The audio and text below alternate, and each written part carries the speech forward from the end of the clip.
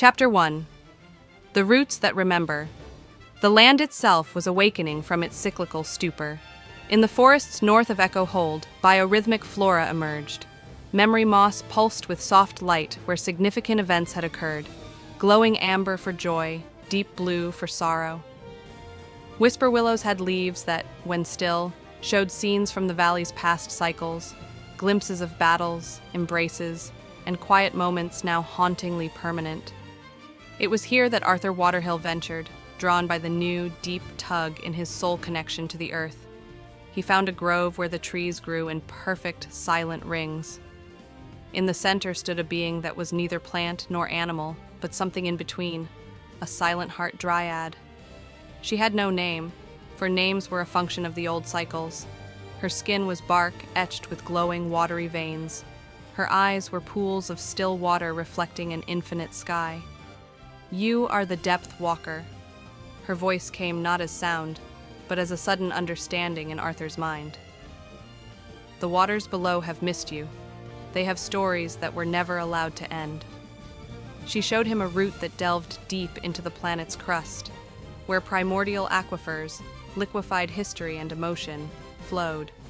The cycles dammed these waters, she conveyed. Now they are overflowing. They will seek outlets. Some will be springs of wisdom. Others will be geysers of forgotten rage. Chapter 2. The Fracture in the Fellowship. Back in Echo Hold, the fragility of their new beginning was tested. Without the cyclical reset of personalities, old flaws didn't fade, they cemented. Sebastian, the godless paladin, began constructing a grand, stark hall of justice from the pale stone of the ridge. "We need law," he argued to the nascent council. "Not divine law, mortal law, written, debated, and enforced by those who will live and die under it." His proposal was a code of the finite, a legal system that acknowledged death as the ultimate judge. Caris, the woman known as Kanye, openly mocked him. "Your code is just another cage, Sebastian. You traded a god for a gavel." She rallied the scavengers, hunters, and those who thrived in ambiguity. They occupied the Ashen Warrens, a district of adaptable hide tents and repurposed guardian wreckage, living by a single rule: your strength is your right, your weakness is your problem. The first ideological fracture was born. Evangeline, her gate sigils now passive and receptive, became the reluctant mediator. She discovered her new power. She could open empathy gates. By touching a person and a location, she could let the land speak its memory of them, revealing hidden intentions or buried pains. It was how she discovered the first romance blooming in the shadow of the fracture. Chapter 3. The Smith and the Scout Ryland was Sebastian's most devoted smith, a man of few words who spoke through the ringing of his hammer. He believed in order, in the clean line of a forged blade. Alara was one of Caris's best scouts, a woman who could move through the new, strange forests like a shadow, her loyalty earned only by proven survival. They met in the borderlands between the Stonehall and the Ashen Warrens, Ryland hunting for rare Skyfall iron, metal imbued with the energy of the broken cycles, Alara tracking a phantom beast. Their initial clash was fierce, a debate of ideals made physical, but when a void tickler, a predatory vine released from the depths, now that the cycle's containment was gone, attacked Alara, Ryland didn't hesitate. He fought it off, his orderly, precise strikes a contrast to the plant's chaotic whips. He was wounded, his blood mixing with the sap of the alien flora. As Evangeline later found them, using a sigil to soothe Ryland's feverish wound, the land's memory revealed the truth. In 2 previous cycles, they had been siblings torn apart by war and lovers executed for treason. The echo of that bond, no longer erased, drew them together with gravitational force. Their secret, cross-faction romance became the first fragile thread trying to stitch the valley's divide. Chapter 4. The Ambassador from the Deep. The ground trembled not from quakes, but from footsteps. From the chasms to the east emerged the Chthonians. These were not surface dwellers.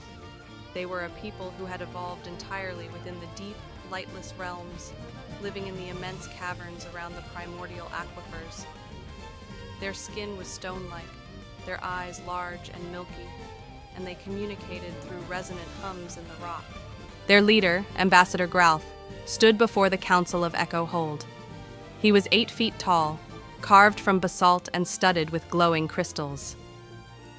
The ceasing of the circles has caused tremors in the undersong, his voice translated through a vibrating stone disc. Your freedom has unleashed pressurized histories from our aquifers. My people are drowning in your forgotten angers, your unleashed joys. We have come for restitution, or collaboration. He offered a pact. The Chthonians would share knowledge of subterranean resources, ghost crystal for light, root steel stronger than any surface ore, in exchange for surface dwellers helping to cap the most violent emotional geysers. This required volunteers to descend and perform memory rites, confronting raw historical trauma to calm it. Arthur and Helena, with their deep connections, volunteered, beginning an uneasy alliance with the world below. Chapter 5. The Bloom of the Crimson Court. While the leaders dealt with diplomacy and law, another society was rising in the glowing marshes to the south. Here, the released energies bred extravagant, dangerous life. Crimson lotus flowers released spores that induced vivid, prophetic dreams. Jewel-backed drakes, small, iridescent lizards, fed on memories, their scales shifting to reflect what they consumed. Here, a charismatic and cunning figure named Solus established the Crimson Court. A former historian from the Old World, he had a different vision, not to build a kingdom, but a sanctuary of experience. He preached that with no cycles, the goal was not permanence, but the curation of the most exquisite, intense moments a single lifetime could offer. Art, pleasure, sensation, and yes, pain. He seduced many disillusioned souls from both Sebastian's strict order and Caris's brutal meritocracy. His most powerful tool was a weaver's lyre, an instrument strung with nerves from a fallen guardian that could compose music directly from a listener's soul, offering catharsis or ecstasy. He set his eyes on the most powerful soul in the valley, Caris. Chapter 6. Caris and the Symphony of Ash. Caris, struggling with the quietude of his flame, found himself drawn to the marsh's periphery. Solus found him there. They want you to be a king or a weapon, Caris, Solus said, plucking a haunting, resonant note from his lyre. I simply want you to be a symphony. Your black flame isn't just destruction. It's the end of a note that makes the next note possible. It is contrast. It is beauty. He offered Caris not power, but purpose as the patron of endings, the necessary conclusion that gives meaning to a story. The temptation was profound. It was an identity that didn't require building or ruling, only being. Helena, returning from the deep, sensed this pull. She confronted Caris, not with logic, but with a shared memory she drew from the land. A moment from a cycle so distant it was almost myth, where he had chosen creation over dissolution. The flame listens now, she told him. What is it telling you to burn? And what is it telling you to warm? Chapter 7. The Rebellion of the Remembered. Not all welcomed permanence. A faction arose among the common people, calling themselves the Amnesiacs, led by a weary woman named Tessa, who had been a mother losing children to plagues in 3 different cycles. They begged for a return to forgetfulness. You call this freedom? Tessa screamed at the council. I remember burying my son's face 3 times. I remember the sound of his voice in 3 different accents. This is not a gift, it is a layered hell. Give us the mercy of reset. They attempted a desperate, catastrophic ritual to try and reforge a tiny local cycle using shards of Guardian Core. The attempt backfired horribly, creating a static zone, a 1/4-mile radius where time did not pass, but looped in a 12-second fragment of the ritual's failure, trapping the amnesiacs in an eternal silent scream. The tragedy horrified everyone, a grim testament to the danger of their new reality. Chapter 8. The gaze from the void above, the archival vessel completed its assessment. It did not send soldiers, it sent a cartographer. A being of sleek, silver fluid metal and projected light descended to Echo Hold. It called itself Lexicon. It had no face, only a shifting surface that displayed data. Greetings, Experiment Ethan 9. Its voice was pleasantly neutral. Your termination of the recursive sustainability protocol has been logged. You are now a unique data point in the continuum, a world of finitude. My function is to observe and record your narrative cohesion. Lexicon explained it was neither enemy nor ally. It was a historian from a civilization that archived concluded worlds. It would walk among them, recording their choices, their arts, their conflicts, their deaths. Its presence was a constant, chilling reminder. They were now a story being told, with a definite end being written in real time. Chapter 9. The first true war tensions between Sebastian's Order and Caris's Wardens finally snapped over the ghost crystal deposits discovered by the Chthonians. The Order claimed them for structured energy and defense. The Wardens claimed them as a free resource for all. Words failed. The first battle of the New Age was not against gods or cycles, but between two visions of freedom. It was brutal, small-scale, and profoundly shocking. When Rylan and Alara found themselves on opposite sides of a skirmish, their secret was revealed. Instead of turning on each other, they stood back to back, fighting off their own factions to protect one another. Their defiance, a personal choice overriding tribal loyalty, created a stunned ceasefire. They became living symbols of a third path. Chapter 10. The Council of the Finite. In the aftermath, a new council was formed, not in a grand hall, but under the World Tree, a colossal newborn oak whose leaves whispered with the voices of the Silent Heart Dryads. It included Sebastian, Caris, Evangeline, Arthur, Helena, Ambassador Gralf, and, to everyone's surprise, Caris, who accepted a seat not as a leader, but as the voice of the flame, the embodiment of necessary endings. The weight of the accord. The silence that followed the ratification of the accord was not one of peace, but of held breath. The words hung in the air beneath the World Tree, tangible as the faint, glowing pollen drifting from its whispering leaves. Each signatory felt the monumental shift. They had not created a perfect solution. They had built a dam against chaos, and now they had to live in its shadow. Sebastian was the first to move, the grinding of his armored boots against the root-strewn earth, sounding like a verdict. He looked at Caris. The Wardens will have their designated quarry for the ghost crystal. My builders will help you erect a lifting mechanism. In return, your scouts patrol the eastern scarps. The void ticklers are breeding there. Caris gave a curt, sharp nod. We'll clear them, but we keep half the crystals we mine. Not a third. Half. Agreed. This simple, gruff exchange was the first brick laid in the new world. It was not trust, but a calculus of mutual need. As they walked away, Evangeline felt the land's subtle sigh. The ground where they had stood momentarily warmed, the memory moss flashing a tentative pale green, the color of fragile accord. Caris remained under the tree, his eyes closed. The black flame on his shoulder was a dormant ember, but in his mind, he sifted through the ashes of what had been decided. Voice of the flame, embodiment of necessary endings. The title was a cage of meaning, a way for the others to conceptualize the terrifying finality he carried. He felt a presence and opened his eyes to see Helena watching him, her merged senses seeing the echoes of his thoughts like heat shimmer. They are afraid of what you represent, she said softly. So they gave it a name and a seat at the table. It is how they cope. And you? Caris asked. I am afraid of what happens if the flame goes out, she admitted. Without an end, a story becomes a dirge. You are the punctuation in our first sentence, Caris. Do not fade. Their conversation was interrupted by the approach of Lexicon. The archival being's surface shimmered, displaying a flowing script of unfamiliar glyphs. Query. The clause of mercy. It is non-quantifiable, illogical. How do you measure a variable of compassion within a framework of law?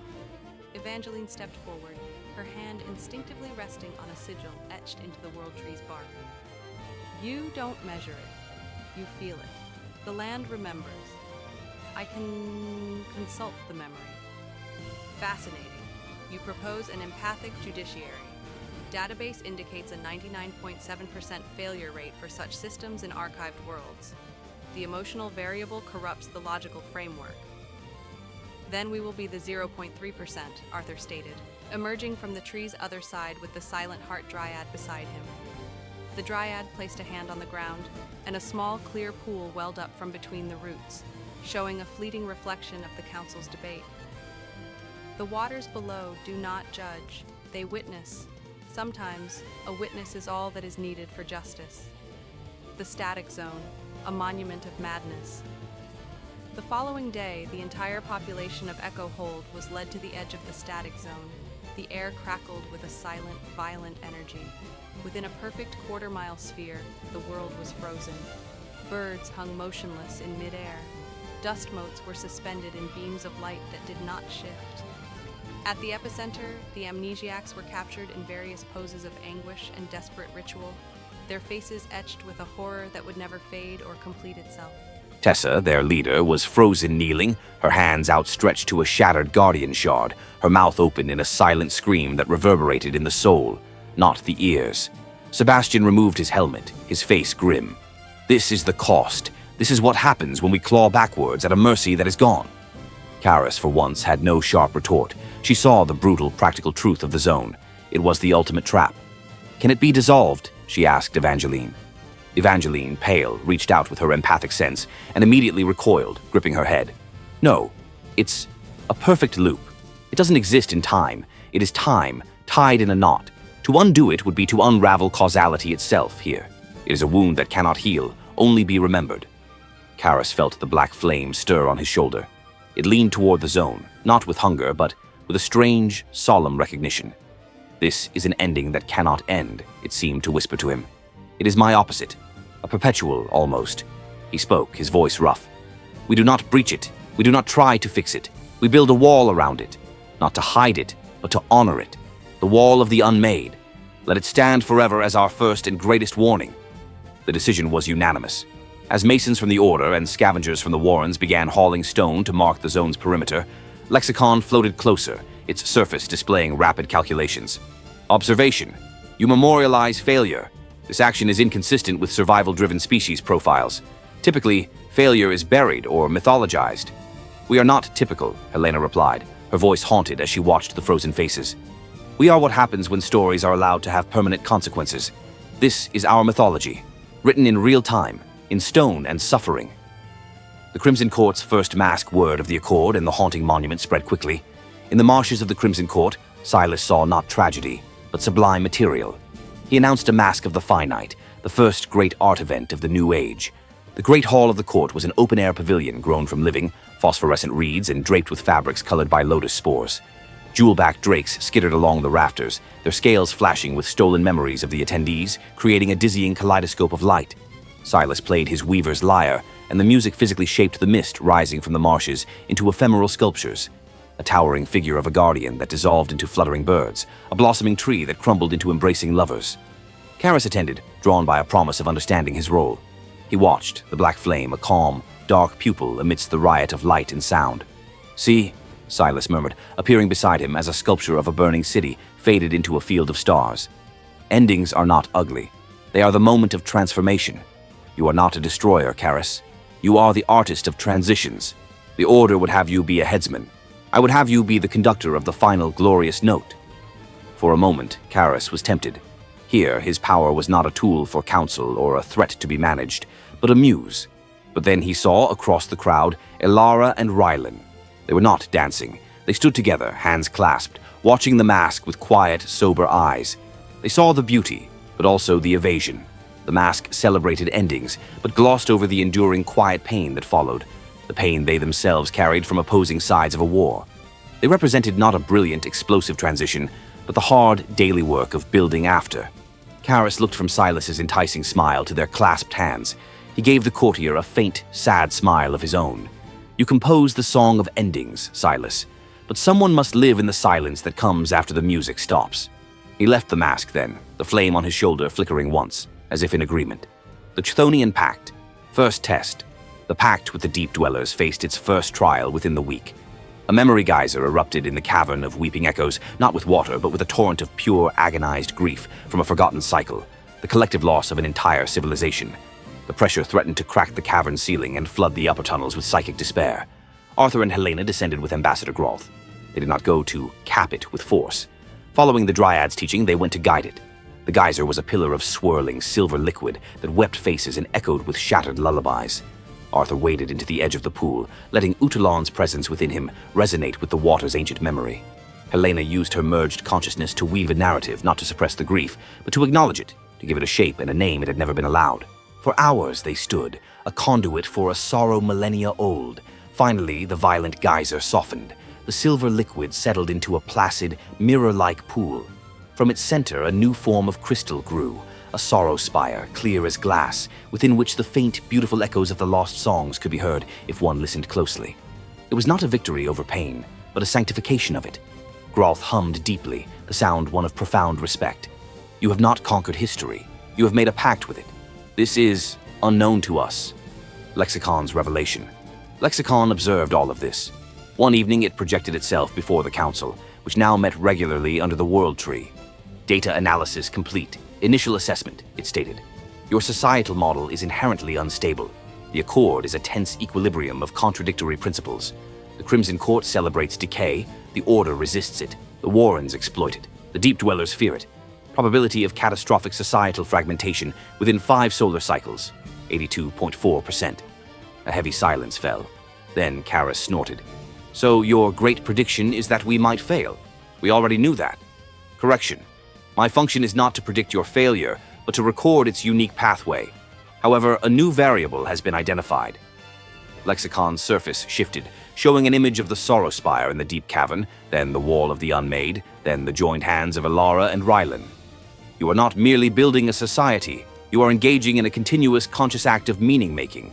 You memorialize failure. You sanctify grief. You personalize abstract conflict. This is a low-probability survival trait, but a high-probability narrative trait. You are not optimizing for permanence. You are optimizing for a compelling story. Evangeline looked around at the tired, determined faces of the council. And is that so wrong? To want our one finite story to matter? It is not wrong. It is rare, Lexicon replied, and rarity is the primary value of the archive. Your world, Ethan 9, has been upgraded from observation status to narrative priority status. You will be observed more closely. Your choices will be studied. The archivists themselves may begin to take an interest. With that, Lexicon dissolved its projection. The council was left with a new, chilling understanding that they were no longer just surviving for themselves. They were performing for an audience of godlike historians, and a compelling story might require not just peace, but conflict, not just hope, but tragedy. Their every choice now had 2 layers, the survival of their people and the satisfaction of an arc. Under the World Tree, the leaves whispered a single urgent word, passed from root to root across the entire valley. Listen, the Gilded Maw. Prologue, the tax collector of empires. A new wind blew into Echo Hold, carrying not pollen or memory mist, but the scent of iron, incense, and standardized coin. It was the breath of an empire. While the valley had been wrestling with meaning and memory, a power had been rising in the crucible of the broken cycles to the far east. It called itself the Imperium Eterna, the Eternal Empire. Its philosophy was brutal simplicity. The chaos of finitude was a plague, and order was its cure. Not the cyclical, repetitive order of the Guardians, but a rigid, linear, expanding order of steel, law, and taxonomy. Chapter 1. The Emissary and His Escort. The Imperium's envoy arrived not with an army, but with an unmistakable message of dominance. Legate Valerius was a man carved from bureaucratic marble. His face was handsome, symmetrical, and devoid of empathy. He wore a uniform of stark white and gold, a gilded cuirass etched with the imperial crest, a sun with chains for rays. His escort, however, was the true statement. They were not soldiers, they were Venators. 5 of them flanked him, and they made the warriors of the Order and the Warrens seem like brawling children. They moved with a predatory, silent economy. Their armor was matte gray, scarred with acid burns and deep claw marks. Their eyes, visible through their helms, had the vertical slit pupils of predators. They were mutants, witchers, but perfected and institutionalized. Their leader, Vex, removed her helm as the council gathered. Her hair was white, her face a network of pale scars, and her golden eyes held a cold, analytical deadness. A complex set of vials and syringes was strapped to her chest, a sanguine alchemy kit. "We are the scalpel of the Imperium," she stated, her voice flat. "We cut out chaos. Your valley is an infection of unpredictability." Legate Valerius unfurled a scroll. "By the authority of Imperator Solus, you are hereby annexed into the Imperium Eterna.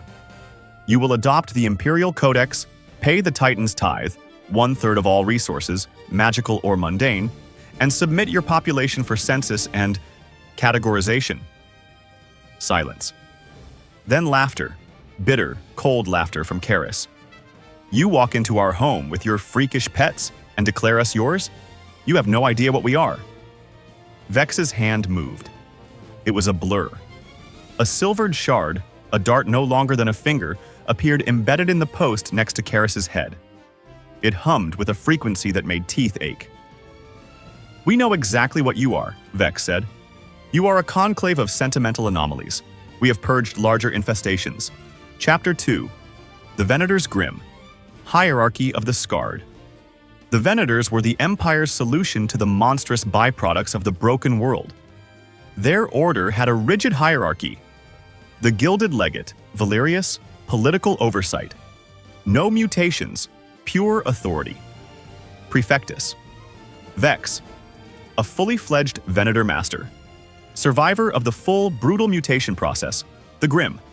Heightened senses, slowed aging, immunity to toxins, and mastery of combat signs and alchemy. Signifiers, Junior Venators. Specialized in one school, Igni, Fire, Axii, Mind, Quen, Force, or Helix, Toxin. Probates, undergoing mutation, more monster than human, kept in kennels until they prove stable or are put down. Their traits, emotional atrophy. The Grim burned out most emotional capacity, leaving focused purpose and cold logic. They felt little fear, less pity. Alchemical dependency. They required daily potions to maintain stability. Wyvern's clarity to sharpen senses. Troll's blood to accelerate healing. Without them, they would painfully degenerate. Silver and steel. They carried two swords, Imperial steel for men and beasts, and void silver for spectral and magical entities. The signs. Simple, combat-focused gestures that conjured bursts of force, flame, or protective shields. Chapter 3. The Hybrid Horrors. Flora and fauna of the fracture. The broken cycles and unleashed primordial energies had bred things the old world never imagined. The Venators cataloged them. The Empire feared them. Echohold now lived among them. Sorrow maws. Born from places of concentrated grief, like near the static zone.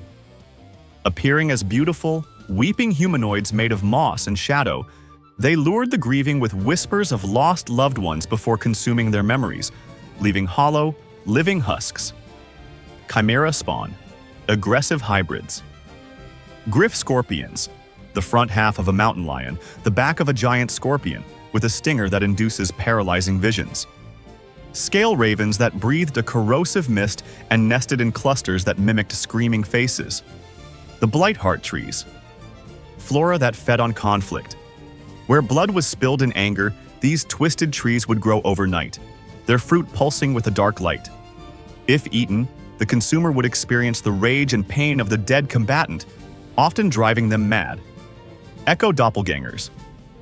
Not true creatures, but temporal ghosts formed when a powerful emotional moment was imprinted on a site.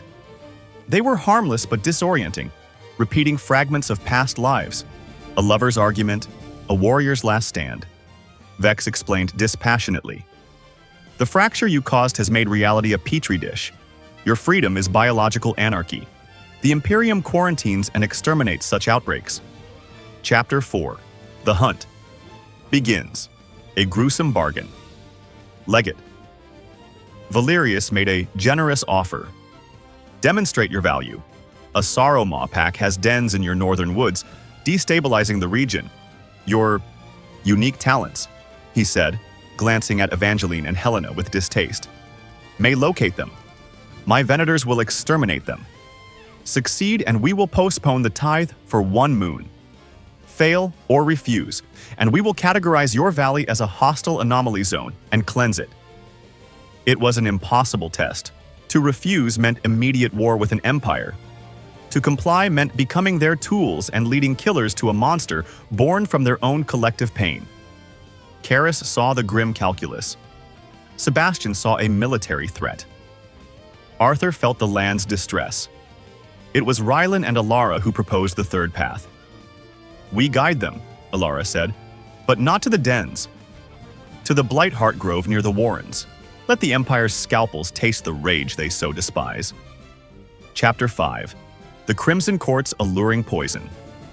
Meanwhile, Silas of the Crimson Court saw a different opportunity.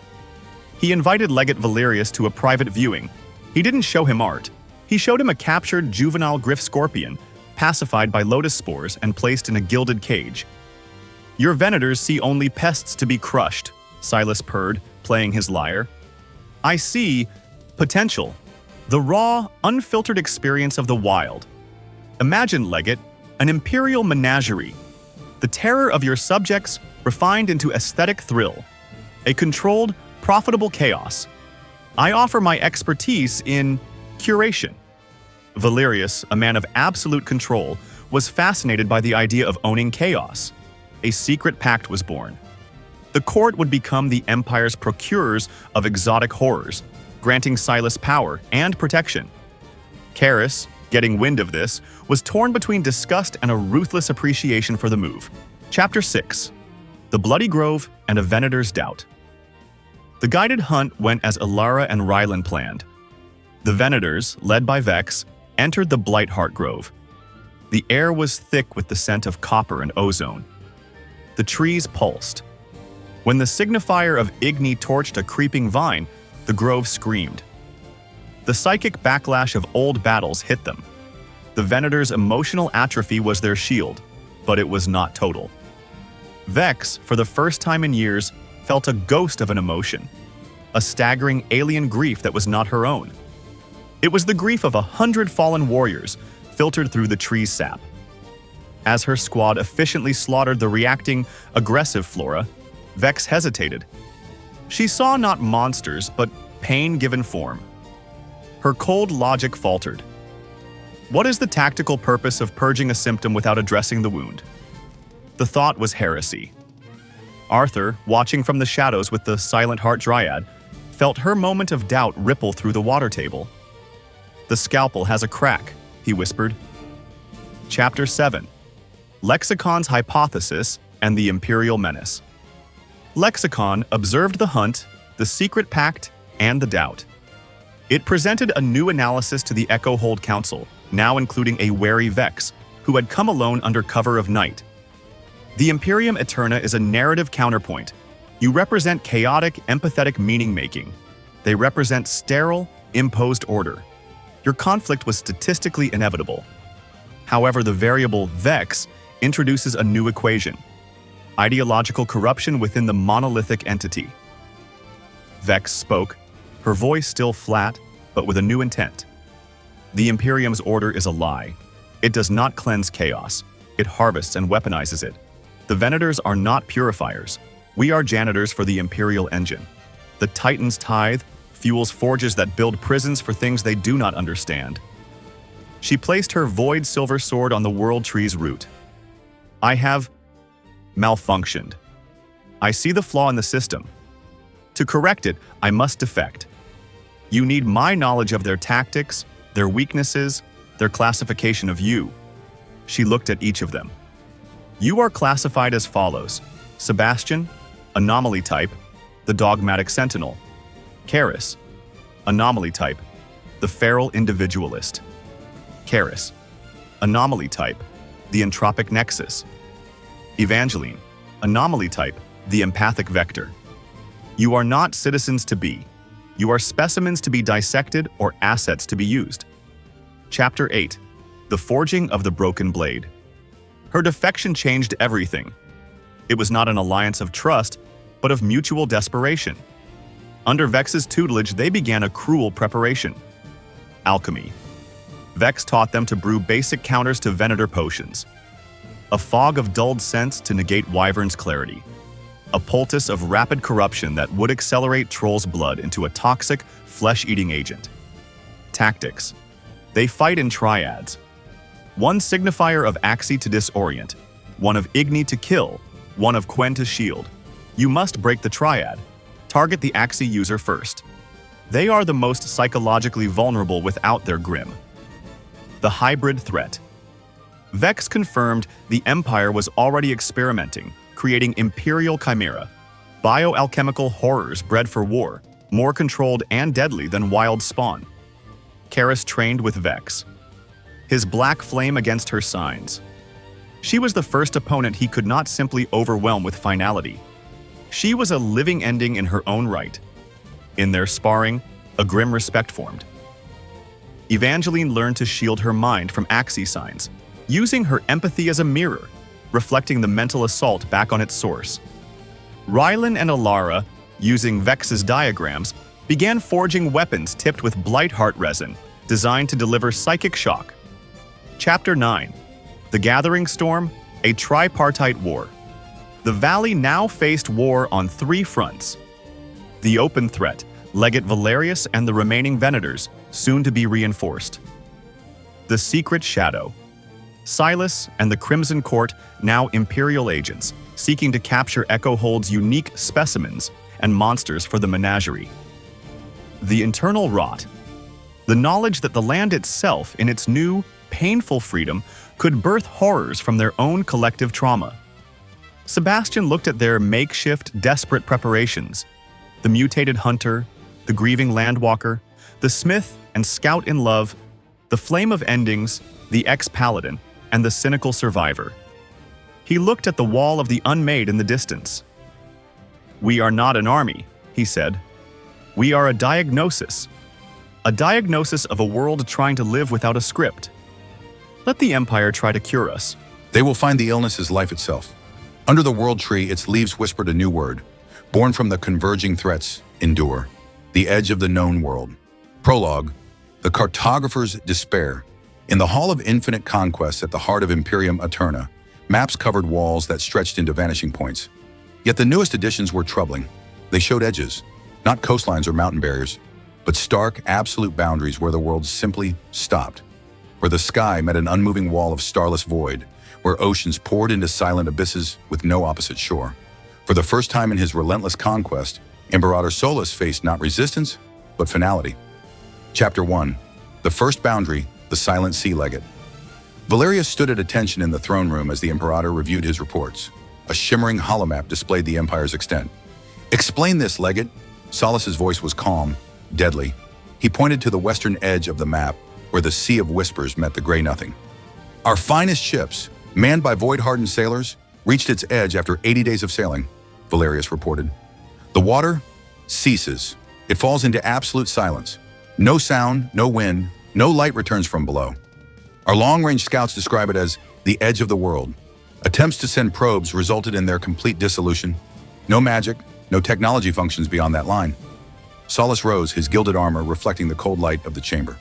"There are no edges, only horizons we have not yet claimed. This gray nothing is merely another frontier. But Imperator," Valerius dared, "our cosmologists believe. I do not pay them to believe. I pay them to conquer reality. This valley you report from, Echo Hold, its fractures in reality, its temporal instabilities, may hold the key. If the world has boundaries, we will break them." Chapter 2. The second boundary, the sky that ends to the north. The Imperium's aerial corps had discovered another limit.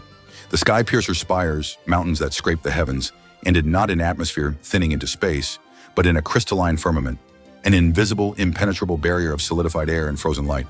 The greatest dragons of the Imperium could not scratch it. Magical bombardment dissipated against it like rain on glass. Magos Kylum, head of Imperial Aerodynamics, presented his findings to the Council. "It is not a wall, but a completion, as if the sky were a painted dome. Our world, by all measurements, appears to be enclosed." The revelation sent shockwaves through the Imperial elite. Their entire cosmology of endless expansion, of manifest destiny, was a lie. They lived in a gilded cage. Chapter 3. The third boundary, the roots of reality. Deep in the Undercities, where the Imperium's miners delved for resources, They broke into a cavern that should not exist. After digging through miles of crust, they found not molten core, but the foundation, a plane of seamless black stone that resisted all excavation. Inscriptions glowed upon its surface, not in any language, but in pure mathematical truths and forgotten narratives. Imperial scholars who studied them went mad, babbling about being characters in a concluded tale. This boundary struck closest to the Imperator's fear. It suggested their world was constructed, finite, authored. Chapter 4, The Fracture Nexus Theory. The Imperium's greatest minds convened. Arch-savant Lyran, a philosopher whose brain was enhanced by crystal matrices, presented a unifying theory. Your radiance, the boundaries are not natural. They are the edges of a narrative construct. Our universe operates on story logic, not physical laws alone. The recent breaking of cycles in the West, in that valley of anomalies, was not a cataclysm. It was a plot development. The boundaries tremble when story advances. Echo Hold isn't just a geographical location. It's a plot nexus. Whoever controls it controls the narrative's direction and potentially its boundaries. Solus understood immediately. This wasn't about land or resources anymore. This was about authorship.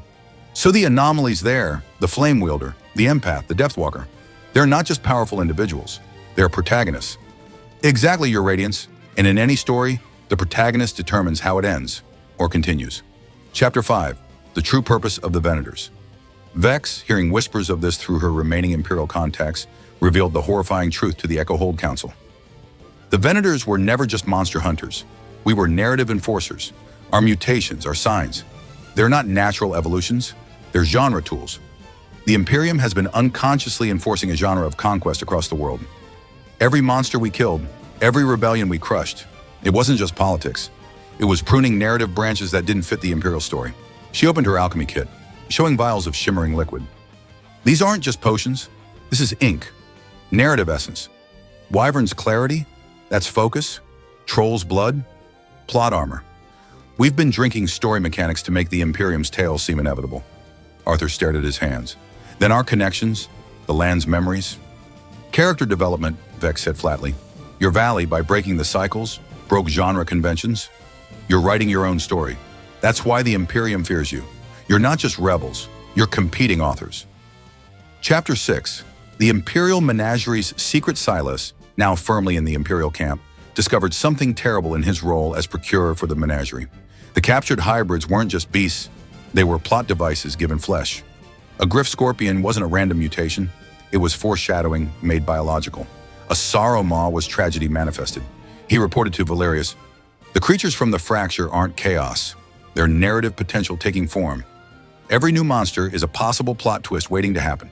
The Blight Heart trees, they're conflict generators. This valley is literally spawning story elements. Valerius understood the implication. Then the Imperator doesn't just want to conquer this valley, he wants to copyright reality itself. Chapter 7. The Boundary Breach Division. The Imperium's response was swift and terrifying. Solus created a new military branch, the Boundary Breach Division. Their weapons weren't swords or spells, but narrative tools. Retcon cannons, weapons that fired pulses of forgotten history, causing targets to momentarily cease existing as if they'd never been written. Plot arrow ballistae, bolts that forced targets to act in character, making rebels suddenly loyal or lovers suddenly vengeful based on narrative tropes. Genre field generators, devices that could enforce literary conventions on an area, making a battlefield inevitably end in heroic sacrifice, or a siege always end at dawn. Their flagship, the MS Deus Ex Machina, was a floating fortress equipped with a plot resolution engine, a device that could force any conflict to reach a satisfying conclusion favorable to the Imperium. Chapter 8. The Battle of Narrative Rights. When the Boundary Breach Division arrived at Echo Hold, the battle changed entirely. It wasn't fought with strength or magic, but with narrative coherence. Sebastian found his code of the finite being used against him. The Imperium enforced a tragic hero genre on him, making his every strategic move lead to noble but devastating losses. Caris was trapped in an anti-hero redemption arc field, her cynical pragmatism suddenly morphing into guilt and self-sacrifice. Caris faced the worst, a the end is nigh narrative field that amplified his Black Flame's finality to apocalyptic levels, threatening to make him accidentally destroy everything he wanted to save. Only Helena, with her merged consciousness, could see the metastructure. They're not attacking us. They're editing us. We have to fight back with our own story. Chapter 9. The Council of Unwritten Potential. In desperation, the Council did something unprecedented. They held a Council of Unwritten Potential, inviting not just leaders, but every citizen to contribute their personal stories, hopes, and fears. Evangeline used her empathy to weave these into a living tapestry of possibility. A narrative so complex, so multifaceted, that the Imperial genre fields couldn't simplify it into tropes. The land itself responded. New hybrids emerged that defied Imperial categorization. Hope singers, avian creatures whose song generated multiple possible futures simultaneously. Choice ferns, plants that physically branched into different shapes based on decisions made near them. Metaphor, moths, insects that transformed abstract concepts into temporary physical forms. The valley became a narrative singularity, a place where story density was so high that Imperial editing tools overloaded and failed. Chapter 10, The Imperator's Final Gambit. Furious at the resistance, Imperator Solus arrived personally aboard the Deus Ex Machina. He didn't bring an army. He brought the Imperial Publishing House, a bureaucracy of scribes, editors, and critics armed with reality-altering red pens and revision stamps. "We don't need to conquer you," Solus announced, his voice amplified across the valley. "We will publish you. Your valley will become Appendix B, Failed Revolutions in the Official History of the Imperium Eterna. Your people will become footnotes, your heroes will become cautionary tales." He activated the ultimate weapon, the canonizer. A beam of golden light began scanning the valley, transforming everything it touched into established canon, fixed, unchangeable, forever part of the Imperial narrative. The power of the unfinished.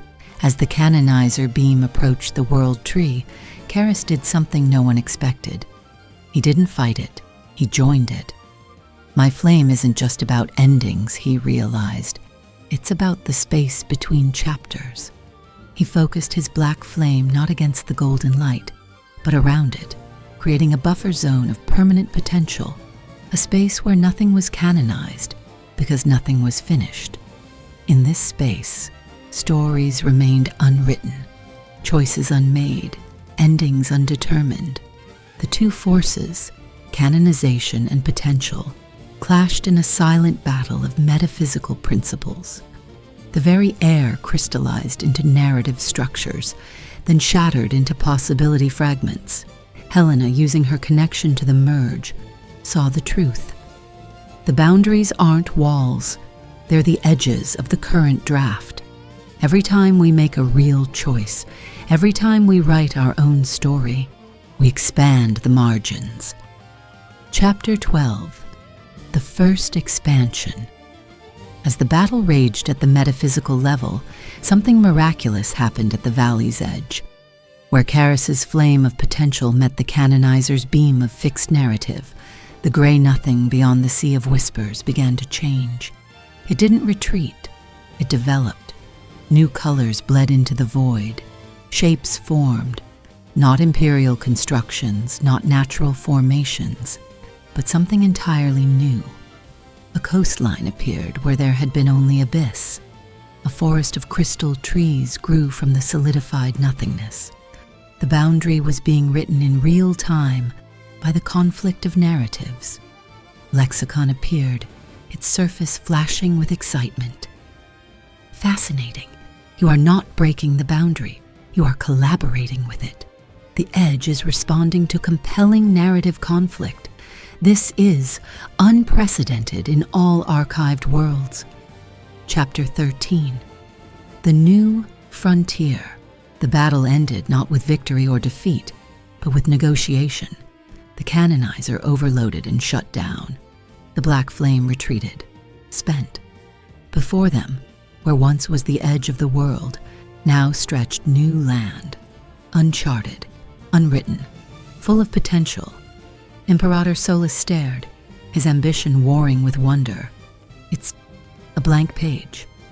"Not blank," Evangeline corrected, her empathy sensing the newborn land's tremulous potential. "Pregnant, with every story we haven't told yet." Solus made a decision that would shock his empire. He ordered a ceasefire. "We will not conquer this valley. We will trade with it. Your narrative energy for our structural discipline. Together, we might not just reach the boundaries. We might write new ones." The White Huntress and the Fractured Crowns. Prologue, The Emperor's Missing Verse. In the grand narrative of the Imperium Eterna, there existed a single, uncanonized line, the Imperial Heir. Princess Seraphina Solus, the White Huntress, was a living paradox. Born after the breaking of the cycles, she was not a product of narrative engineering, but of genuine chance, a child of chaos in the heart of order. Her hair was the white of untouched parchment, her eyes the storm gray of an unwritten sky. She possessed an innate, terrifying magic, the sight of unwritten paths. She didn't see the present, she saw the ghostly branching possibilities of the immediate future, a living, breathing flowchart of what could be. To the Imperator, she was both his greatest treasure and his deepest fear, the one character in his story he could not fully control. Her disappearance was not an abduction, it was an erasure. One morning, she simply walked out of the Gilded scriptorium, her personal quarters, and into a possibility she alone had foreseen, leaving behind only a single sentence etched into her crystal viewing glass. "Father, I must find the author before the ink dries."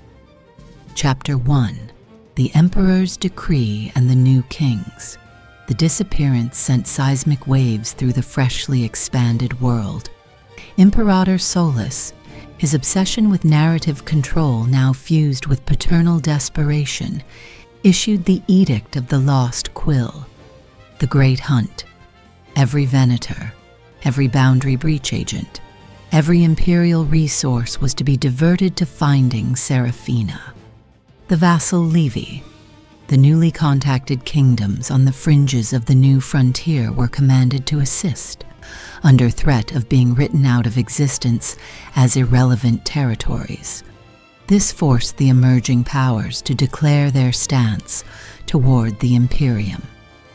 The kingdom of the Veridian Heart, ruled by King Arcturus. Greensong, a former moss seer who had cultivated a vast sentient forest in the new frontier. His realm embraced organic slow growth. He offered passage and prayer, but refused the imperial levy, declaring his borders protected by ancient wood wards. Stance, neutral/defiant. The Sapphire Stratocracy, ruled by Admiral King Corsair, a brutal pragmatist whose floating citadels and skyship fleet patrolled the volatile cloudlands of the frontier. He saw opportunity. Find the girl, and the Imperium owes us. Lose her, and their weakness is revealed. He pledged his swiftest dagger ships. Stance, opportunistic ally. The Forge Fathers of the Anvil Mountains, a dwarven-esque conclave of smiths and rune rites led by High Artificer Braun. They cared nothing for narratives, only for the mineral truth of stone and the flow of magical ley lines. They refused the levy but offered a trade, access to their deep lore in exchange for imperial protection from the story poison seeping from Echohold. Stance, isolationist/traitor. The Court of Whispers in the sunken city of Lyrian, a secretive, aristocratic society of aquatic elves and water mages, ruled by the silent siren Lady Maris. They remained an enigma, neither refusing nor accepting. Rumors said they knew secrets of the deep that even the narrative archivists had missed. Stance, unknown. Chapter 2. Echohold's Divided Path. The Edict fractured Echohold's fragile unity. Sebastian saw a strategic imperative. The girl is the Imperator's heart. If we find her first, we have the ultimate bargaining chip. We secure our sovereignty. He advocated forming a search party from the Order. Caris scoffed. Get involved in an imperial family drama? That's how you become a tragic side character.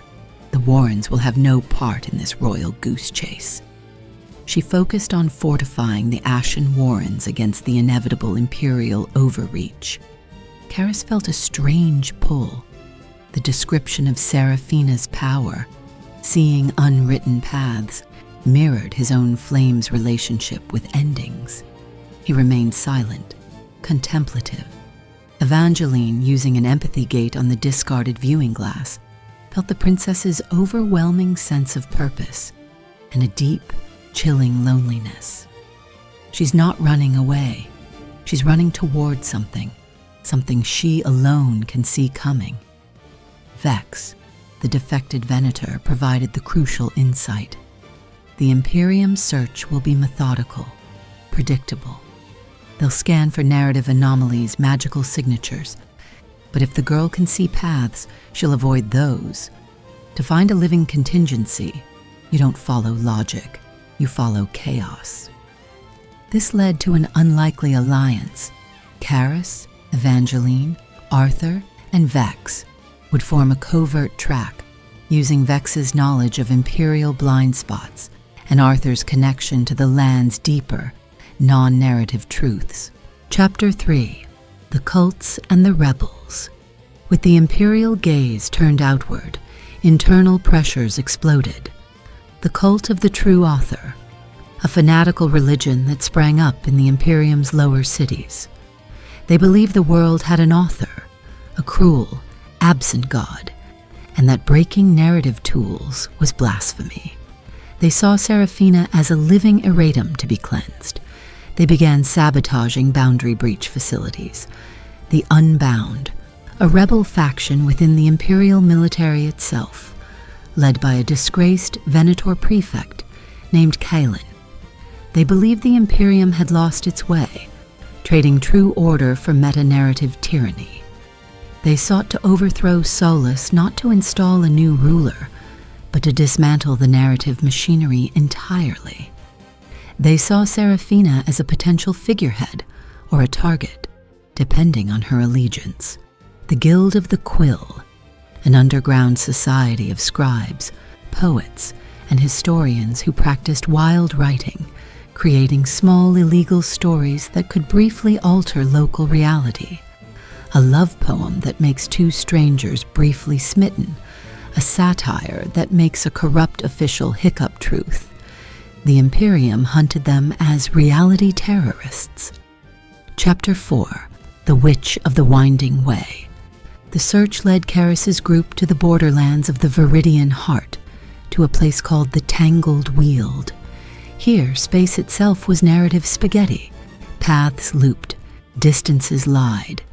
It was said to be home to Morwenna, the Witch of the Winding Way, a sorceress so old she remembered stories from before the first cycle. They found her hut perched on a route that twisted between here and elsewhere. Morwenna was neither kind nor cruel. She was contractual. The White Path Walker passed through, she croaked, stirring a pot of simmering metaphors.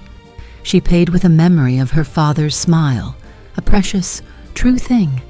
She seeks the Inkwell Heart, the source spring from which the first draft of this world was penned, not to claim it, to ask it a question. And where is this Inkwell Heart? Arthur asked. Morwenna grinned, showing teeth like old parchment. Where all hearts are, at the center. But the center has moved. It is wherever the story is thickest. Currently, that is Echo Hold, and the Imperium, and the space between them, pulling tight like a noose. You chase her. Others chase you, a nested hunt. How amusing. She offered them a thread of intent, a silver filament that would vibrate when they moved toward a place of consequential choosing. As payment, she took a vial of Caris's dormant black flame, a nice period for a sentence, and a day from Evangeline's The Sky future, Admiral's a Gambit. blank space to Meanwhile, Admiral King Corsair of the Sapphire Stratocracy played his own game. One of his dagger ships, the Swift Verdict, had caught a narrative echo of a powerful, untamed magical signature moving through the lower cloud reefs. He didn't inform the Imperium, he ordered a discreet capture. The skyship battle was a clash of paradigms. The Swift Verdict used dissonant sails that disrupted magical cohesion and fired broadside ballads, cannons that shot compressed, harmful stereotypes, bolts of craven cowardice or blind fury. Their target, however, was not Seraphina. It was a wild mage fleeing the Imperium's purge of the Guild of the Quill. a young man named Finn who fought back with improvised verse, shaping cloud and lightning into temporary, chaotic monsters. His capture by Corsair was a message. The Stratocracy could acquire powerful assets the Imperium could not control. Chapter 6.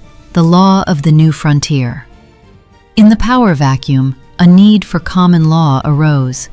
A summit was called at the Mediator's Spire, a neutral tower built by the Forge Fathers in no man's land. Delegates from the New Kingdoms, Echo Hold, and even a masked representative of the Court of Whispers attended. The Imperium sent a low-level bureaucrat, insultingly. They debated the Frontier Compact. Key points of conflict: sovereignty versus narrative contagion. King Arcturus demanded the right to prune any narrative energy spilling from Echo Hold into his forests. Sebastian refused, calling it an act of war. Magical licensure. The Forge Fathers proposed all reality-altering craft, wild writing, high sorcery, require guild licensure. This was a direct attack on innate magic users like Caris and the very concept of witches like Morwenna. The right of pursuit. Admiral Corsair demanded open skies for his ships to hunt rogue elements, a clear power grab. The summit devolved into shouts and threats. No compact was signed. The only thing agreed upon was to meet again. The law of the frontier remained the old, brutal law: power. Chapter 7. The Castle of Mirrors and the Princess's Trail. The thread of intent led Caris's group to a place that shouldn't exist, a perfect silver castle floating on a sea of liquid shadow in a fold of reality between regions.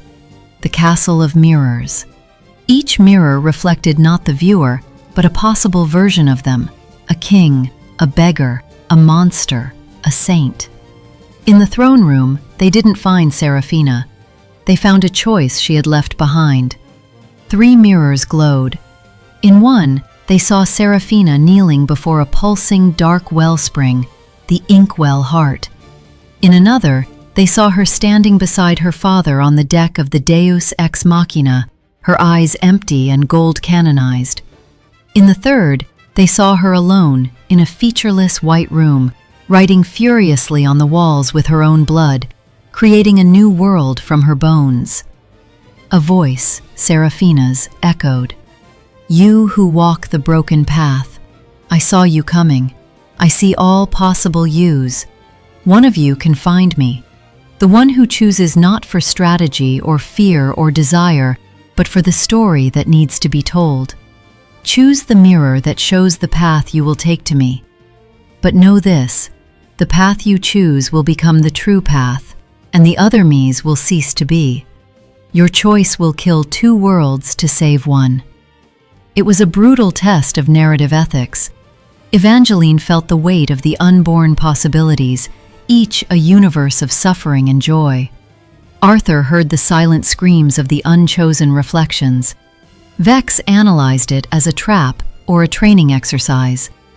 Caris stared at the mirrors, his black flame flickering. He understood endings. This was creation through sacrifice. He spoke. "We don't choose for her, we choose for us. Which path has the best story?" "That's monstrous," Evangeline whispered. "No," Caris said, his voice quiet with the weight of finality. "That's honest. She's not giving us a rescue mission, she's giving us a writing prompt, and she's the prize for the best submission." The Forging of Paths. Chapter 8. The Weight of the Choice. The silence in the Castle of Mirrors was absolute, thick with the ghosts of unwritten futures. Caris's words hung in the air, the prize for the best submission. He stepped forward, his boots silent on the polished onyx floor. His black flame, now a small, focused corona around his clenched fist, cast no light, only deepened the shadows in the room. Evangeline reached out, her hand hovering near the mirror, showing Seraphina at the Inkwell Heart. The frame was cold silver, etched with runes of longing and origin. If we choose this, we choose the path of truth, of facing the source. It is the hardest road. Arthur stood before the mirror of the empty, canonized princess. The frame here was gold, inlaid with rigid geometric patterns. This path is surrender. It leads back to the Imperium. It is the road of peace, perhaps. A terrible peace. Vex analyzed the third mirror, the princess writing a new world in blood. Its frame was rough iron, jagged and unadorned. This is the path of chaos, of total rejection. It is the annihilation of all existing narratives. They were not just choosing Seraphina's fate, they were choosing the genre of their own quest. "We vote," Caris said, his storm-gray eyes reflecting the three possibilities. Not as leader, as authors of this moment. Evangeline voted for the silver mirror, truth. Arthur voted for the golden mirror, order. Vex, after a long pause, voted for the iron mirror, chaos. The Imperium's order is a cage. If chaos is the only exit, I will take it. Caris looked at each. My flame votes for the silver. Endings require truth. You cannot finish a lie. The silver mirror shimmered. The other two darkened, their potential futures dissolving with a sound like sighing parchment. The chosen mirror's surface liquefied, becoming a portal. Through it, they saw not a static image, but a pathway, a glowing silver trail leading into a deep, primordial forest where the trees were petrified narratives and the earth was dark, rich ink. The path to the Inkwell Heart, Evangeline breathed. As they stepped through, the castle of mirrors dissolved behind them, its purpose fulfilled. They emerged into the forest of unwritten beginnings. Chapter 9. The Armies of the New Frontier, a study in contrast. While the quartet journeyed, the world mobilized. The hunt for Seraphina became a showcase for the emerging kingdom's identities. 1. The Imperium Aeterna, the Gilded Legion. Armor, polished auramite plate. Seamless, full-body armor etched with marching, repetitive geometric patterns. Squares, lines, sunbursts, symbolizing absolute order. No personal heraldry allowed. Officers wore white plumes. Legates like Valerius had gilded pauldrons sculpted like lion heads. The armor was polished to a blinding sheen, intimidation through flawless reflection. Weapons, standardized gladii and pila. Short, stabbing swords and heavy javelins, perfect for disciplined formations. The Boundary Breach Division carried narrative staves, crystalline foci that glowed with internal, captured story light. Military structure, rigid legionary system. Centuries, cohorts, legions. Uniformity is God. Soldiers are clean-shaven, hair cropped identically. People, predominantly humans with a range of olive to pale skin tones, hair colors disciplined into natural shades, black, brown, blonde. Diversity exists, but is suppressed under the uniform. Expressions are trained to neutrality. 2. The Kingdom of the Veridian Heart, the Wardens of the Root. Armor, living ironwood and mossweave, not forged, but grown. Plates of ironwood, still faintly alive, curve to the wearer's body, inlaid with photosynthetic moss that glows softly in sunlight, providing sustenance and light. Helmets are shaped like the heads of forest creatures, stags, owls, bears. No two sets are identical. Weapons, heartwood bows and thornblade spears. Bows strung with resilient vine, spears with heads of hardened, razor-sharp thorn. They use spore pouches that release clouds of calming or entangling fungi. Military structure, decentralized. Units are groves led by elder wardens. Movement is silent, tactical, using the forest itself. People, a mix of humans and sylvan-featured humanoids, pointed ears, green-flecked eyes, skin tones in earth hues, warm browns, mossy greens, bark gray. Hair is often braided with leaves or vines. They move with a fluid, quiet grace. 3.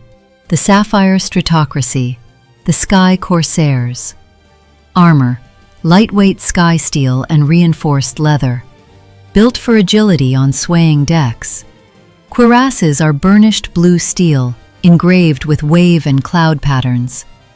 Cloaks are made of stormweave, a fabric that repels water and crackles with static. Goggles with multicolored lenses are standard. Weapons, cutlass and repeater ballista.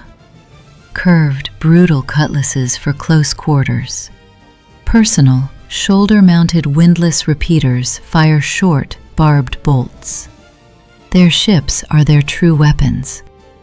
Military structure, naval hierarchy. Crews are hands, led by captains and the Admiral King. Discipline is fierce, but laced with the promise of plunder. People, a rugged, mixed-race populace from coastal and mountain regions. Skin weathered by wind and sun, tan, bronze, deep brown. Hair is often shorn short or tied in practical knots. Tattoos of ships, stars, and storms are common. Eyes are sharp, assessing. 4. The Forge Fathers of the Anvil Mountains. The rune-forged armor, impossibly heavy adamant plate. Massive, blocky, and covered in glowing, intricate rune circuitry. Each rune serves a function: heat dispersal, kinetic dampening, strength augmentation. The armor is so heavy, only their stout, powerful frames can bear it. They wear no helmets, their faces stern and bearded beneath formidable, rune-inscribed great helms carried at their belts. Weapons, rune hammers and tower shields. War hammers that crackle with localized gravity fields or release concussive rune signatures. Shields that can interlock to form an impassable wall. Military structure, a shield anvil phalanx. They are slow, immovable, and devastating. They fight as a single, disciplined entity. People, shorter, massively broad-shouldered humanoids with skin the color and texture of stone, granite gray, basalt black, sandstone red. Eyes glow with the same light as their runes, amber, blue, green. Beards are elaborate, often woven with metal wires and gem chips. 5. Echo holds irregulars, the patchwork vanguard.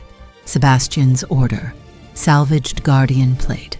Repurposed, scarred metal from fallen guardians, polished to a dull gleam, painted with the stark black symbol of the finite, a circle with a slash, functional, unadorned. Caris's Warrens, asymmetrical scrap leather and chitin. Armor made from monster parts and discarded materials. A griffin scorpion's chitinous plate as a pauldron, void tickler hide as a cloak. Each piece tells a story of survival. Caris's group, a mix of their origins. Caris wears simple, travel-stained leathers, the black flame his only ornament. Evangeline wears robes dyed with memory moss, sigils glowing softly. Arthur wears scales of water-hardened leather that look like fish scales. Vex still wears her matte gray Venator armor, but has scratched out the Imperial sunburst. Chapter 10. The Stratocracy's Move, a skyship's interior Admiral King Corsairs flagship. The Storm's Talon was a masterpiece of brutalist engineering and magical propulsion. Its hull was sleek, dark wood reinforced with sky steel bands. The deck was a hive of controlled chaos. Corsair himself stood on the command deck, his armor a darker blue than his men's, trimmed with white fur from a cloud panther. His skin was a map of sun-weathered lines, his eyes the piercing blue of high-altitude sky. He watched through a far seer as a skirmish unfolded below. The captured wild mage, Finn, was imprisoned in the brig of still air, a chamber magically nullified. He was pale, with freckles like scattered copper coins and a shock of unruly red hair. He wore the practical ink-stained robes of the Guild of the Quill. Corsair visited him. "Your magic is untamed, like a wild horse," Corsair said, his voice like grinding gravel. "The Imperium would break you to pull a narrative card. I would put a bit in your mouth and let you run. Serve me. Be the Stratocracy's storm." Finn looked up, defiance in his green eyes. "I write my own verses, Admiral, not yours." Chapter 11. The Forge Father's Judgment. As Caris's group followed the silver path, they were intercepted. The ground shuddered. From a sheer cliff face, stone moved, reshaping itself into a gateway. A phalanx of 10 Forge Father warriors emerged, their rune armor humming. At their head was Rune Lord Dvalin, his beard a cascade of braided iron, his skin like polished slate. "You trespass near the ley line confluence," Dvalin's voice echoed from deep within his chest. "The earth's song is disturbed by your narrative stench. You seek the heart spring. It is a poison to the true order of stone and metal." Arthur stepped forward, placing a hand on the ground. "We seek only the truth. The land's deeper song guides us." Dvalin's glowing amber eyes narrowed. "The Depth Walker. We know your signature. You may pass, but the others." His gaze fell on Vex's imperial armor and Caris's flickering flame. "Are contaminants. You will submit to a rune binding, a geas to do no harm to the mountain's truth, or be turned to stone. A standoff." The silver path pulsed ahead, but the immovable Forge Fathers blocked the way. Compromise or conflict.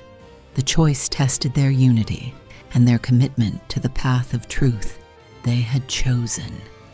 Chapter 12. A Glimpse of the Huntress. Deep in the forest of unwritten beginnings, far ahead on the silver path, a flicker of white moved between the petrified trees. Princess Seraphina moved with the lethal grace of the prey that has become the hunter. She wore no imperial gold. Her attire was practical. A white fur-lined tunic over supple gray leather, trousers tucked into boots of worn dracoscale. Her hair, a bright shock of white, was tied back in a severe braid. In her hand, she carried not a sword, but a fate splicer, a unique weapon that looked like a cross between a dagger and a scribe's tool, its blade shimmering with unstable potential. She paused, her storm-gray eyes clouding with the sight. She saw the branching paths behind her, the Imperial Legionnaires moving like a slow golden blight, the Stratocracy's skyship circling like a vulture, the Veridian Wardens flowing through the trees like green water, the stubborn standoff with the Forge Fathers. And she saw the quartet on her trail, the Black Flame, the Empathic Gate, the Depth Walker, the defected Scalpel. A faint, grim smile touched her lips. They had chosen the silver path, the hard path, the true path. "Good," she whispered to the silent forest. "The authors are arriving. Now we see if the story has a hero, or just more characters." She turned and ran deeper, towards the thrumming dark pulse of the Inkwell Heart, leaving only a single, silver-tinged footprint that slowly faded. A paragraph rewritten in real time. Finale, the Inkwell Heart and the Unwritten Choice.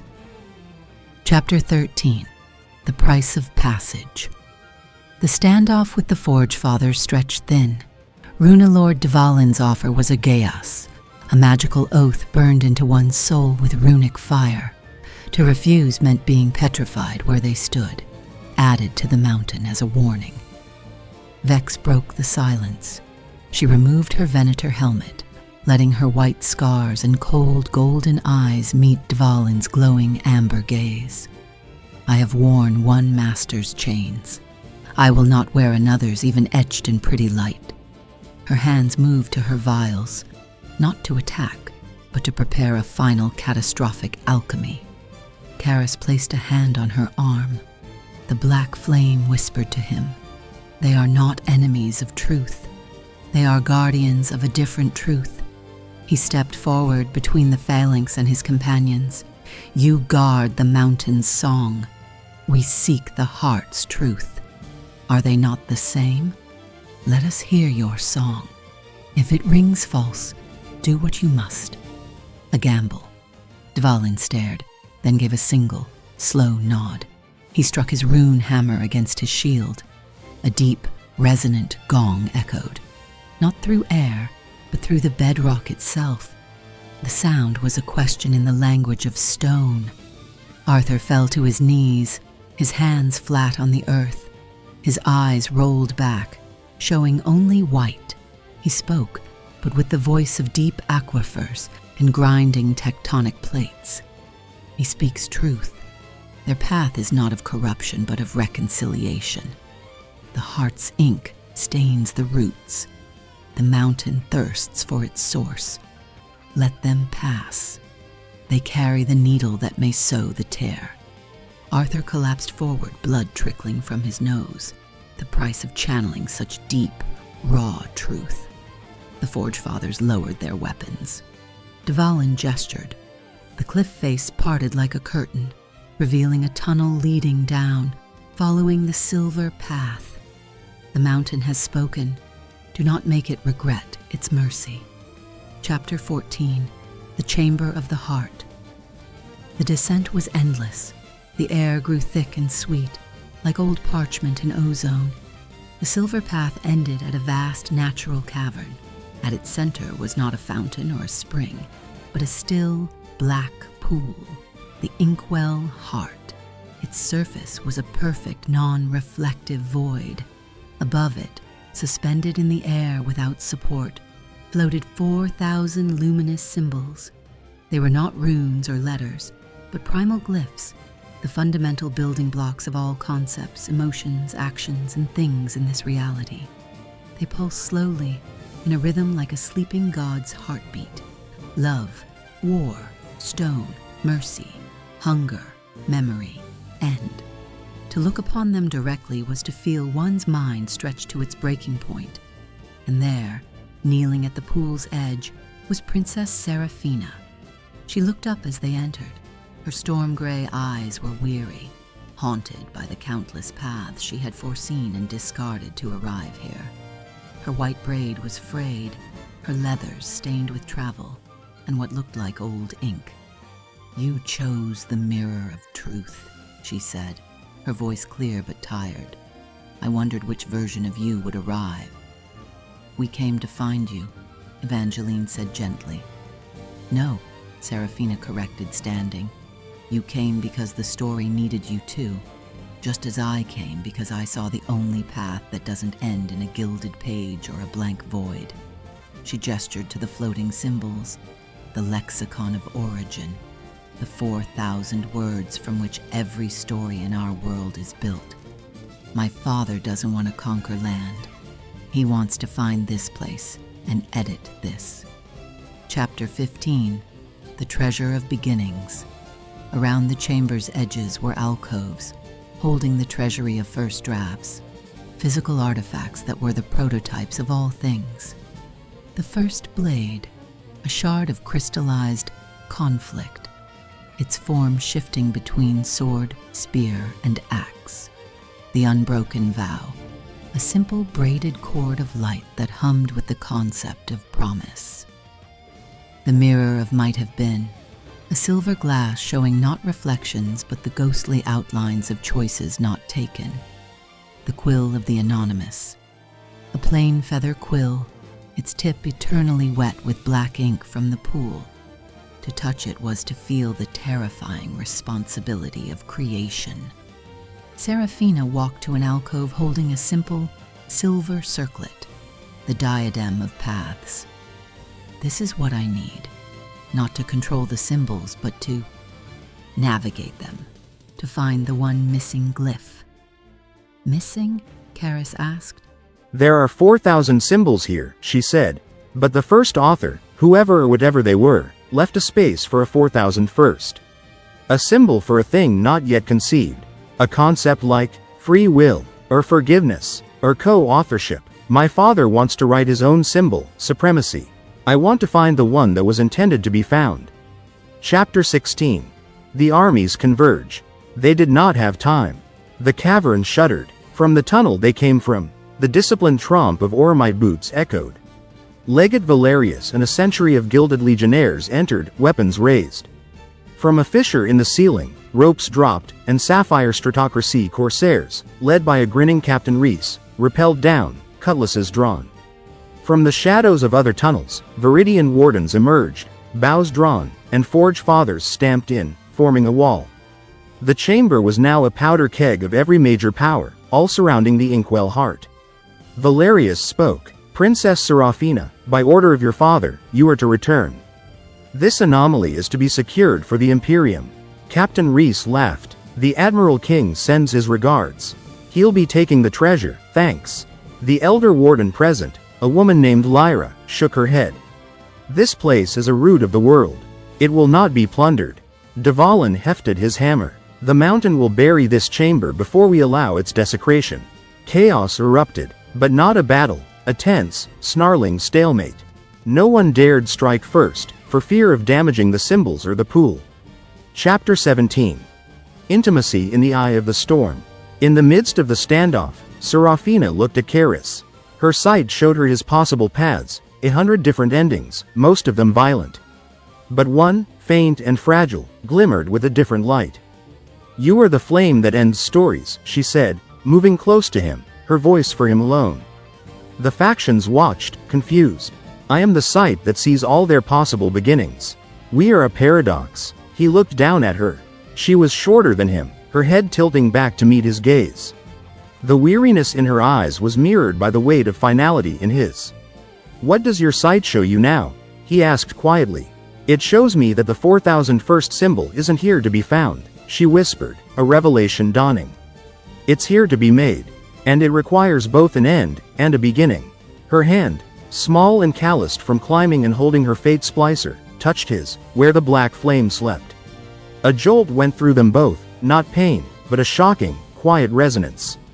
Near the pool's edge, Evangeline helped a still-shaken Arthur to his feet. He wiped blood from his lip. I heard it all, he murmured. The mountain, the deep waters, they're afraid. She took his face in her hands, her thumbs brushing his temples.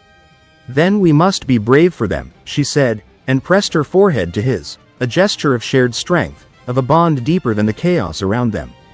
His hand came up to cover hers, his rough, earth-stained fingers lacing with her smoother ones. Chapter 18.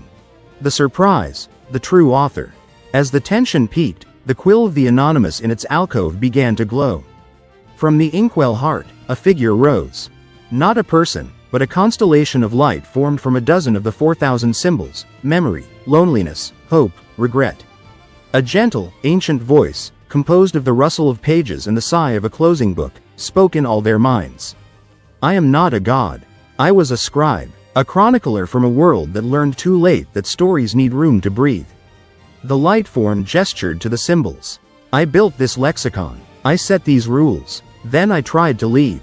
But even my departure became a plot point, the mysterious absent author. My greatest failure. It focused on Seraphina, child who sees paths. You are right. The 4,001st symbol is the collaborator. The reader who becomes writer. It must be forged from lived experience, not inscribed by me. It requires a sacrifice of old narratives. It turned to the assembled armies. And you are all my characters. Struggling so beautifully in the sandbox I built. I am so sorry. The revelation was devastating. Their entire world, its struggles, its empires, its magic, all were the creation of a lonely, remorseful being from another reality. Chapter 19. The Forging of the New Symbol. Imperator Solus himself arrived then, striding through his legion, his face a mask of furious denial. Lies, a trick of the anomaly.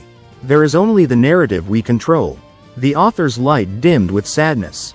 You see? Seraphina looked from her father, trapped in his story of control, to Caris, who embodied necessary endings. She made her choice. She took the diadem of paths and placed it on her head. Then she reached for Caris's hand again. The sacrifice of old narratives, she repeated. Your flame can end one. My sight can begin another. Together, he understood. He let the black flame awaken, not in wrath, but in focused, precise finality. It flowed down his arm to their joined hands. She channeled her sight through the diadem, pouring into the same point. Where their joined hands met over the Inkwell Heart, a new light was born. Not black, not silver, but iridescent. It was not a destructive fire, but a consuming clarity. It shot upward, not toward the 4,000 symbols, but into the empty space between them. The light began to form a new, pulsing glyph. It was complex, beautiful, and alive. It was the symbol of shared destiny. Chapter 20. A new rule written. The forging of the new symbol changed everything. The lexicon of origin glowed with acceptance. The 4,001st symbol took its place. A wave of energy pulsed outward. It did not destroy, it edited. The Gilded Legionnaires' perfect armor suddenly seemed garish, foolish. Their zeal wavered. The Stratocracy Corsairs felt a sudden, hollow emptiness in their plunder lust. The Veridian Wardens and Forge Fathers felt their protective fury soften into vigilant stewardship. The true author's light form smiled. You have passed the final test. The story is yours now. I am released. It dissolved into motes of light that sank into the Inkwell Heart, which then solidified into a pool of harmless, dark glass. Imperator Solus fell to his knees, not in submission, but in utter, world-shattering despair. His entire reality, the narrative he had built his empire upon, had just been declared a first draft. Seraphina walked to him, the new glyph softly glowing on her brow. Father, the story isn't over, it's just no longer only yours to tell.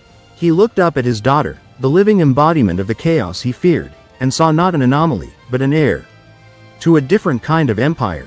Epilogue. The co-authors.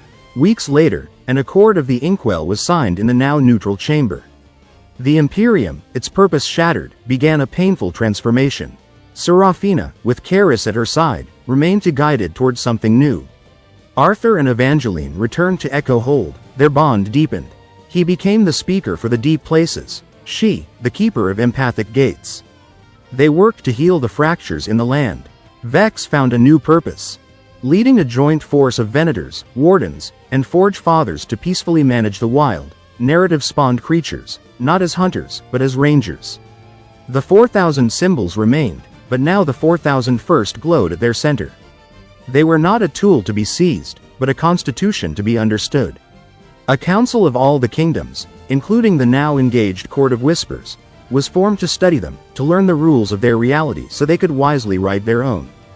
In a quiet chamber in the Imperial Palace, now being stripped of its gilded arrogance, Caris and Seraphina stood together. The black flame was a gentle warmth around them. Her head rested against his shoulder as they looked at a map not of territories, but of emerging storylines. It's terrifying, she whispered. Yes, he agreed, his arm around her. But it's ours, and it has a good beginning. He kissed her temple, where the silver of her hair met the soft skin of her brow, just beside the faint, fading glow of the new glyph. An ending had met a beginning, and a new, unpredictable, beautifully co-authored volume of the history of the Dark Age had truly begun. Final.